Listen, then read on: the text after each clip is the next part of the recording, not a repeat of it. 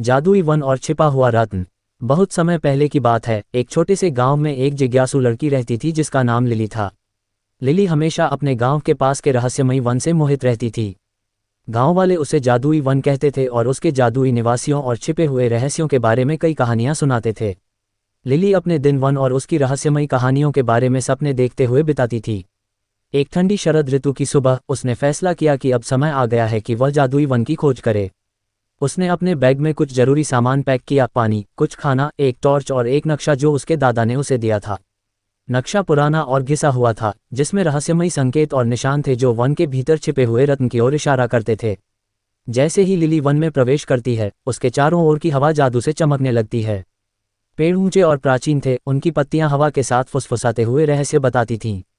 सूरज की रोशनी पेड़ों की छतरी से छनकर आ रही थी, जिससे वन का माहौल सुनहरे प्रकाश से भर गया था। लिली ने नक्शे को ध्यान से देखा और वन के अंदर गहराई में जाने लगी। रास्ते में उसे कई अजीब और अद्भुत चीजें दिखाई दी, चमकते हुए फूल, गाना गाते हुए पक्षी और चमकते हुए तितलियां।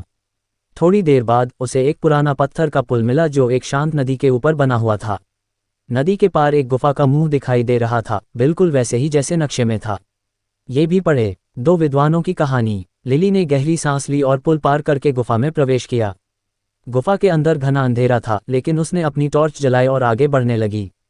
गुफा की दीवारों पर अजीब अजीब चित्र और निशान बने हुए थे। चलते चलते वह एक बड़े कक्ष में पहुंची, जहां चारों ओर चमकते हुए रत्न और क्रिस्टल लगे हुए थे। कक्ष के बीचों बीच एक विशालकाय पत्थर की मूर्ति थी, जिसकी आंखों में चमकते हुए रत्न जड़े हुए थे। मूर्ति के हाथ में एक शिलालेख था, जिस पर लिखा था, ये रत्न केवल उन लोगों के लिए है जो सच्चे दिल और साहस के साथ इसे खोजने आते हैं। लिली ने शिलालेख पढ़ा और समझ गई कि यह रत्न उसकी जिज्ञासा और साहस का इनाम है।